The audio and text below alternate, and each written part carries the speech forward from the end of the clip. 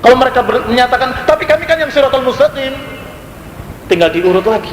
Shiratal Mustaqim itu dasarnya apa? Kalau mereka masih muslim, mereka akan mengatakan Quran dan Sunnah. Kecuali kalau sudah kafir. Oh, Quran kami beda. Quran kami, Quran Fatimah 3 kali lipat Quran kalian sudah. Kafir. Tidak ada persatuan-persatuan sampai hari kiamat. Atau yang kedua, pegang Quran, tapi Sunnah tidak bisa kita terima. Karena Sunnah itu kan ucapan manusia biasa. Manusia biasa. Rasulullah kamu katakan manusia biasa. Dia manusia biasa dari sisi makan dan minumnya, dari sisi dia sebagai manusia, tetapi dia adalah manusia pilihan yang dijadikan sebagai Rasul, yang diwajibkan kepada kita untuk mengikutinya. Ini berarti ingkar sunnah, minggir. Kamu yang memang tidak mau bersatu. Jadi kalau kelihatan, wah ini terjadi perpecahan, bukan terjadi perpecahan, terjadi orang-orang yang nyempal, sempalan. Islam itu ya Quran dan Sunnah. Kalau tidak mau pegang Quran, tidak mau pegang Sunnah, berarti dia nyempal dari jalan ini, dari jalan utama Shiratal Mustaqim. Walaupun mereka mengaku kami mengikuti Shiratal Mustaqim, dusta. Walaupun mereka terus mengatakan saya Ahlussunnah, saya Ahlussunnah, saya Ahlussunnah, terus 33 kali tiap pagi dan sore, ya, tetap dia mengatakan mereka adalah ahlul dalal. Tetap. Yang penting itu bukan ikrarnya. Bahkan kalau mereka mengucapkan seperti itu tiap pagi, tiap sebelum masuk sekolah, ya, Allahu ghayatuna wa rasulu qudwatuna, kalau tidak dibuktikan dengan perbuatan juga tidak terpakai, ya. Yang menjadi ukuran adalah mereka mau ikut Quran dan Sunnah atau tidak. Kalau sudah mereka mengikuti Quran dan Sunnah, walhamdulillah. Sekarang kita tanya, dengan pemahaman siapa? Seperti Syekh Muhammad bin Hadi hafizahullah ta'ala memiliki sebuah kaset yang judulnya Quran dan Sunnah bifahmi man. Quran dan Sunnah dengan pemahaman siapa? Sebab kalau masing-masing boleh menafsirkan sendiri-sendiri, niscaya 10 kepala 10 tafsir, 100 manusia 100 pendapat. Menurut saya ini maknanya gini, tapi menurut saya apa jadinya? Kehancuran juga. Maka kita harus lihat, kamu ngaku mengikut Quran dan Sunnah bifahmi man, dengan pemahaman siapa? Kalau pemahaman kamu dan saya tidak mu'tabar, tidak mu'tabar artinya tidak bisa menjadi ukuran. Kamu orang yang tidak dijamin, saya pun orang yang tidak dijamin. Mereka sekarang pun semua dai bukan orang-orang yang dijamin benar pemahamannya, bukan. Berarti siapa yang dijamin? Kita ikuti pemahaman orang-orang yang dijamin oleh Allah dan Rasulnya, yaitu para sahabat ridwanullah alaihim ajma'in, yang Rasulullah tadi mengatakan alaikum bisunnati wa sunnatil khulafa'ir rasyidin, ikutilah sunnahku dan sunnahnya para khalifah-khalifah yang lurus, Abu Bakar wa Umar wa Uthman wa Ali. Atau para sahabat secara umum, Rasulullah mengatakan dengan keterangan yang jelas dalam riwayat yang sahih dalam Bukhari dan Muslim bahwa khairun nas qarni thumma alladhina yalunahum thumma alladhina yalunahum, sebaik-baik manusia generasiku. Ini jaminan, ya. Tazkiyah bahwa mereka orang yang terbaik. Sehingga kalau kita ikuti penafsiran mereka, berarti penafsiran orang yang terbaik, manusia generasi yang terbaik. Bahkan sebelum itu di dalam Al-Quran Allah menjamin mereka pula, as-sabiqunal awwalun minal muhajirin wal ansar walladzina ittaba'uhum bi ihsan radhiyallahu anhum wa radu an. Generasi pertama umat ini, kata Allah, dari kalangan muhajirin dan dari kalangan ansar, dan yang mengikuti mereka dengan ihsan, radhiyallahu anhum wa radu an. Allah ridha pada mereka dan mereka ridha kepada Allah. Ayat ini sangat jelas menyatakan bahwa generasi pertama muhajirin dan ansar dijamin oleh Allah. Allah ridha pada mereka. Dan yang ketiga adalah walladzina taba'uhum bi ihsan, dan orang yang mengikuti mereka dengan ihsan, radhiyallahu anhum, Allah ridhai mereka dan mereka ridha kepada Allah. Apakah kita muhajirin? Bukan. Apakah kita ansar? Bukan. Maka satu-satunya yang kita berharap untuk bisa masuk di dalamnya adalah yang ketiga, walladzina taba'uhum bi ihsan, yang mengikuti mereka dengan ihsan. Kita menjadi muhajirin terlambat, lewat sudah. Mau jadi ansor, telat, terlambat kamu. Kita hidup di masa terakhir ini. Maka yang kita harapkan menjadi orang-orang yang walladzina taba'uhum bi ihsan, yang mengikuti mereka dengan ihsan. Mengikuti dalam masalah apa? Mereka adalah bukan nabi, tentunya dalam bagaimana mereka melaksanakan Quran dan Sunnah, bagaimana mereka memahami, bagaimana mereka menerapkan, bagaimana mereka mendakwahkan, memperjuangkan. Kita ikuti mereka. Jadi jangan hanya satu masalah saja, akidahnya kita kembali kepada salaf, tapi akhlak kita ambil dari sufi. Apakah akhlak sufi itu lebih bagus dari akhlaknya salaf? Itu membuat marah ahlu sunnah. Ahlu sunnah mendengar kalimat itu merah pada mukanya. Para sahabat dianggap akidahnya saja yang bagus, akhlaknya nggak bagus, begitu. Na'udzubillah. Ucapannya kelihatannya ringan, keluar dari mulut enteng, ternyata maknanya sangat jahat, sangat jahat, sangat jahat. Kita ambil akidah dari salaf, kita ambil akhlak dari sufi, kita ambil cara dakwah dari ikhwanul muslimin, kita ambil perjuangan dari tanzimul jihad. Loh, kok begitu? Ambil dari mereka dalam sisi akidah dan ibadah, ambil dari mereka dalam masalah akhlak, ambil dari mereka, semua kita ambil dari Quran dan Sunnah dengan pemahaman mereka, dengan apa yang mereka terapkan, cara memahaminya dan menerapkannya seperti mereka, sehingga kita disebut walladzina taba'uhum, diikutkan dengan muhajirin dan ansar dengan kalimat walladzina taba'uhum bi ihsan, dan yang mengikuti mereka dengan ihsan. Kalau mereka tidak mau kembali kepada pemahaman para sahabat yang sudah dipastikan oleh Allah dan Rasulnya mendapat keridhaan, maka itu namanya tidak mau bersatu. Tidak mau bersatu. Kalau tidak mau bersatu, kembali kepada istilah yang jadi judul kajian ini, tokoh atau kelompok-kelompok sempalan. Garisnya tetap satu, jalannya tetap satu, jalannya Rasulullah SAW, diikuti di belakangnya oleh para sahabat, diikuti oleh tabi'in, diikuti oleh tabi'in, diikuti oleh para imam-imam, diikuti para ulama ahlul hadis, dan diikuti oleh para pengikutnya ulama tersebut sampai hari ini. Satu jalan. Yang tidak mau kembali kepada jalan tersebut, mereka lah yang nyempal, memisahkan diri, yang tafarraqu. Ini yang dilarang dalam Al-Quran, dalam sekian ayat. Di antaranya Allah Subhanahu wa taala berfirman, وَلَا تَكُونُوا كَالَّذِينَ تَفَرَّقُوا وَاخْتَلَفُوا مِنْ بَعْدِ مَا جَاءَهُمُ الْبَيِّنَاتُ وَأُولَئِكَ لَهُمْ عَذَابٌ عَظِيمٌ. Disebutkan di sini, وَلَا تَكُونُوا كَالَّذِينَ تَفَرَّقُوا وَاخْتَلَفُوا. Janganlah kalian menjadi seperti mereka-mereka yang memecah belah dan berpecah belah. Wakhtalafu, dan berselisih. Mim ba'di ma ja'ahumul bayyinat, padahal telah datang kepada mereka bayyinat, keterangan yang jelas. Yang namanya keterangan yang bayyin adalah apa yang datang dari Allah. Itu keterangan yang dikatakan bayyinat, dan yang diajarkan oleh Rasulullah sallallahu alaihi wasallam. Ini bayyinat. Allah memperingatkan kita agar jangan berpecah belah. Kalau sudah ada bayyinat, kalau sudah ada bayyinat, tinggal sami'na wa ata'na, amalkan, selesai. Siapa yang berpecah belah, siapa yang bertikai, siapa yang berselisih? Orang yang tidak mau menerima bayyinat tersebut. Tapi sekarang ini kondisinya lain. Kata yang satu, tapi ini kan susah diterima oleh akal. Yang ketiga mengatakan tapi, dan akhirnya ikhwan fillah azakumullah, ikhtilaf yang terjadi. Kalau tidak bayyinat, terus mana? Kalau kamu tidak mau mengikuti bayyinat, ngikut apa? Itulah, disitulah mereka berselisih, karena tidak ada lagi dasar-dasar yang pasti. Kalau mengikuti akal, pasti berselisih, karena akal manusia berbeda-beda, latar belakang pikiran mereka berbeda-beda. Kalau ikuti perasaan, sama, perasaan juga berbeda-beda, perasaan manusia. Mau ikuti apa? Adat, apalagi setiap desa, setiap suku punya adat sendiri-sendiri.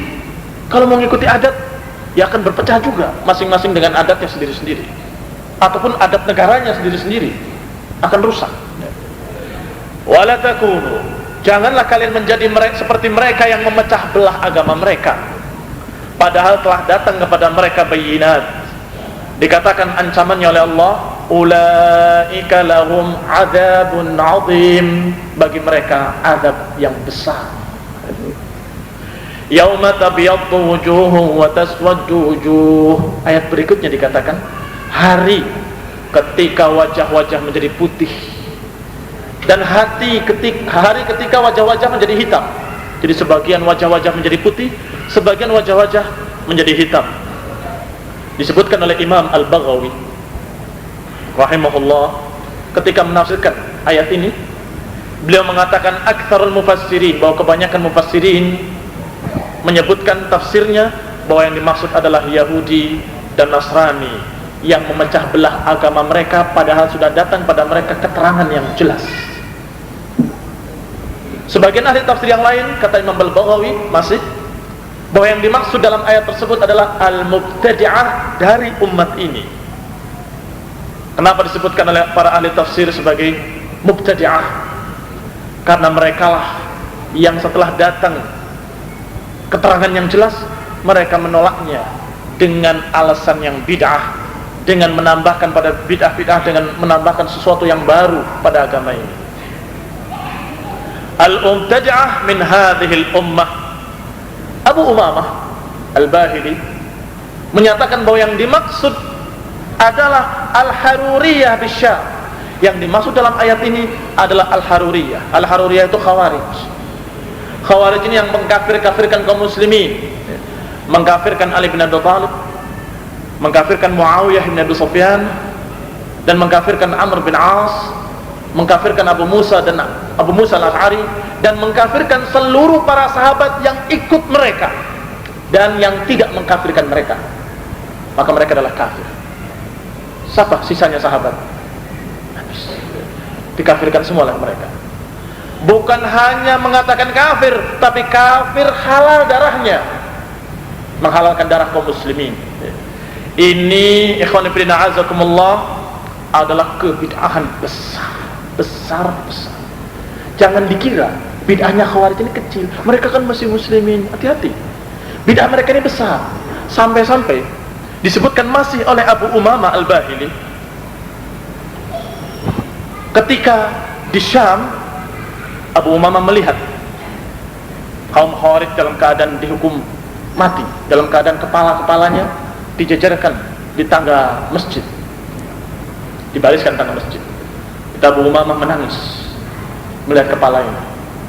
Ketika ditanya oleh yang mengantarnya, namanya Abu Ghalib, kenapa engkau menangis wahai Abu Umamah? Kata Abu Umamah, hum syarrul qatla tahta adimis sama. Mereka adalah sejelek-jelek bangkai di bawah naungan langit. Jadi dikira nangis itu karena kesian kan? Ternyata malah dicela dan mengatakan ini sejelek-jelek bangkai di bawah naungan langit. Hum kilabun nar, mereka adalah anjing-anjing neraka. Radhiyallahu anhu wa arda. Kata Abu Umamah, ini adalah anjing-anjing neraka. Sampai ditanya oleh Abu Ghalib, apakah ini dari kamu sendiri atau dari Rasulullah SAW? Dari aku sendiri. Idzan ana lajari, kalau dariku sendiri aku terlalu lancang. Aku mendengarkan dari Rasulullah SAW tidak sekali, tidak dua kali, tidak tiga kali. Sering aku mendengarkan dari Rasulullah SAW tentang mereka ini yang menghalalkan darah kaum muslimin. Dikatakan syarrul qatla tahta adimis sama, dikatakan sebagai kilabun nar, anjing-anjing neraka. Ucapan-ucapan yang menunjukkan jeleknya mereka. Dan ini untuk seluruh Khawarij. Dan perlu diketahui, kelompok-kelompok Khawarij yang di Indonesia ini adalah mereka-mereka yang menganggap selain kelompoknya kafir, seperti LDI, seperti kelompok lain-lain, hanya belum punya senjata. Kalau punya senjata mereka akan mengatakan halal darahnya, niscaya akan mengatakan halal. Kafir halal darahnya. Cuma karena di sini tidak bebas senjata, maka masih tidak terjadi pertumpahan darah. Maka inilah yang Rasulullah pernah mengatakan, lau adraknahum laqatalnahum qatla 'ad. Kalau aku sempat menemui mereka, niscaya aku akan bantai mereka seperti dibantainya kaum 'Ad. Sampai Nabi bilang begitu. Kalau aku sempat menemui mereka, aku akan bantai seperti dibantainya kaum 'Ad. Dan Ali bin Abi Thalib melanjutkan cita-cita Rasulullah SAW. Ketika Khawarij itu menasehati, diutus Ibnu Abbas pada mereka untuk menasehati mereka. Kalian berpendapat seperti itu dari mana? Kami adalah sahabat-sahabat Rasulullah. Kami tahu kapan turunnya ayat. Kami tahu apa kata Rasulullah tentang ayat tersebut. Dan kami tahu sebab turunnya ayat tersebut. Maka kami paling paham tentang Al-Quran. Maka diajarkan tafsiran-tafsiran yang mereka salah menafsirkan. Sebagian kembali, tapi sebagian tidak kembali. Yang tidak kembali ini Ali bin Abi Thalib perangi mereka. Wallahi, aku akan perangi mereka sampai tidak tersisa 10 orang pun. Diikuti oleh para sahabat. Bukan Ali sendiri, diikuti oleh para sahabat. Menunjukkan bahwa Khawarij ini adalah ahlul bid'ah yang jelek-jelek, yang sangat mengerikan. Menghalalkan darah kaum muslimin, mengacaukan keadaan, membuat hancurnya umat, membuat tertumpahnya darah, dan naudzubillah, kekacauan di mana-mana. Kalau ada kekacauan, biasanya biangnya mereka.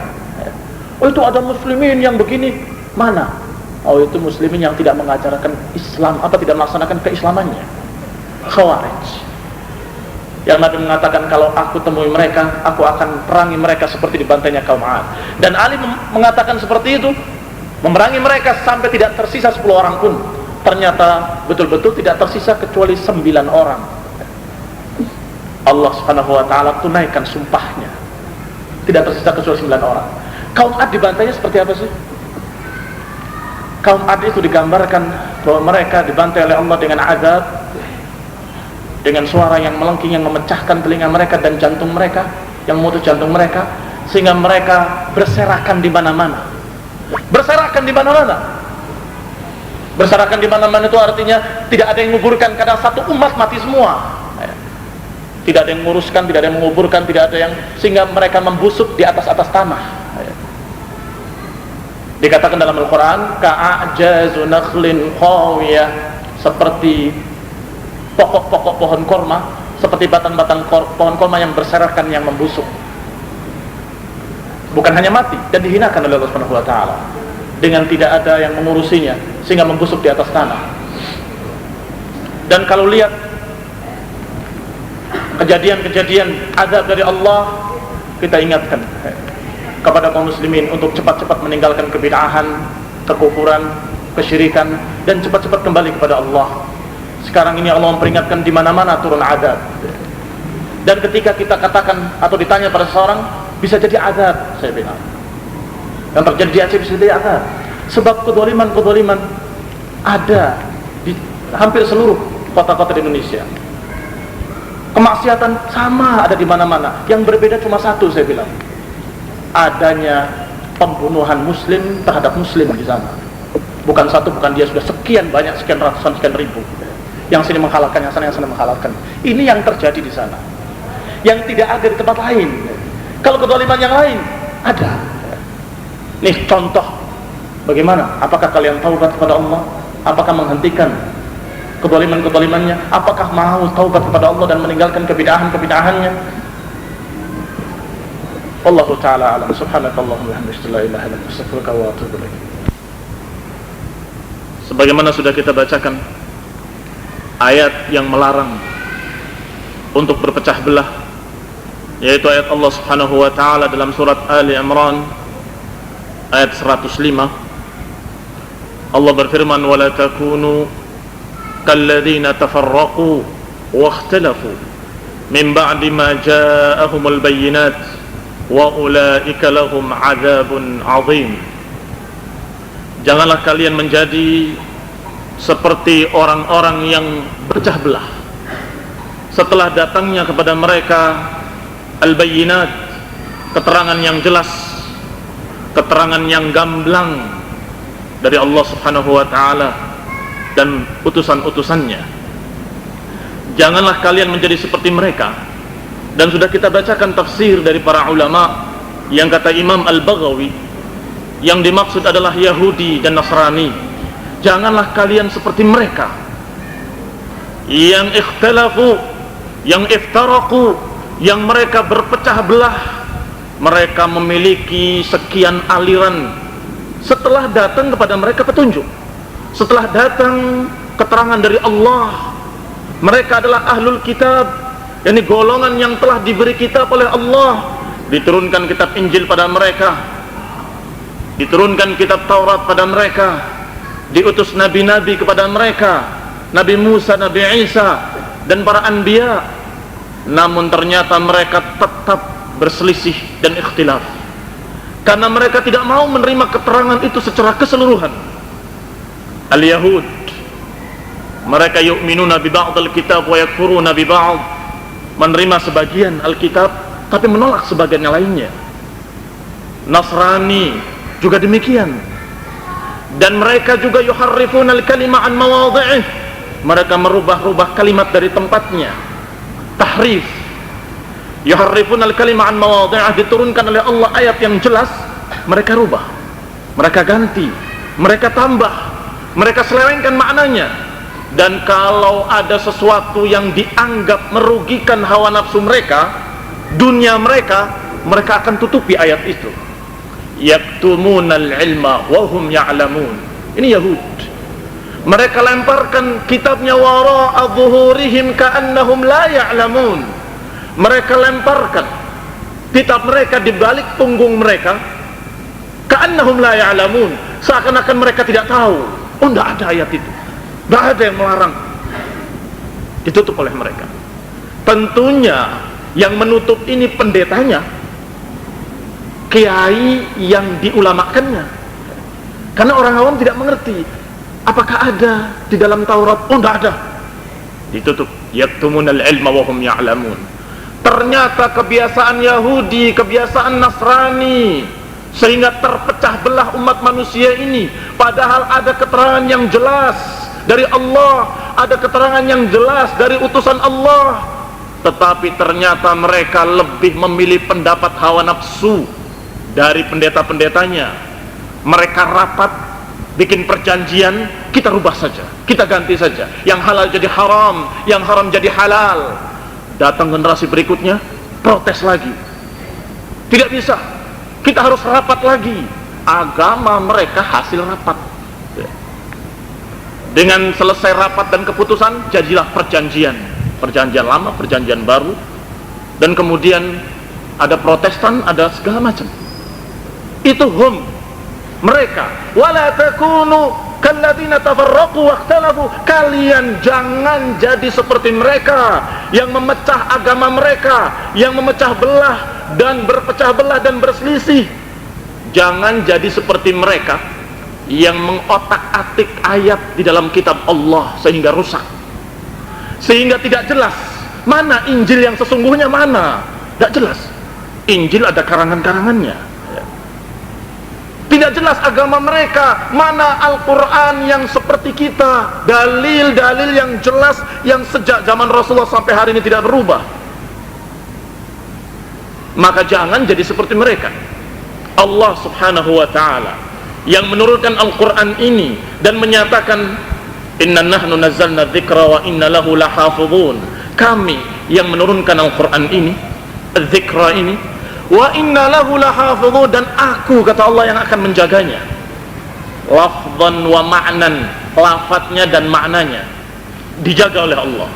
Maka sesungguhnya umat ini tinggal ngikut Al-Quran, tinggal ngikut hadis dari Rasulullah SAW sebagai makna dari Al-Quran. Ternyata masih ada orang-orang yang mengikuti jejak Yahudi dan Nasrani, persis seperti isyarat yang diucapkan oleh Rasulullah SAW, la tattabi'unna sunana man kana qablakum, atau sanana man kana qablakum. Sungguh pasti kalian akan mengikuti kebiasaan orang-orang sebelum kalian. Ketika ditanya apakah Yahudi dan Nasrani, beliau menjawab, siapa lagi kalau bukan mereka. Disebutkan sejengkal demi sejengkal, sehasta demi sehasta mengikuti mereka. Hatta walau dakhalu juhra dhabbin la dakhaltumuh. Kalaupun mereka memasuki lubang biawak atau lubang dhab sejenis itu, niscaya kalian akan mengikuti pula.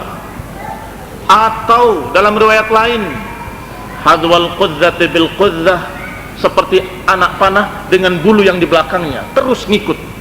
Dalam riwayat lain dikatakan, kalaupun di kalangan mereka ada yang menzinai ibunya sendiri, niscaya di umat ini pun akan terjadi.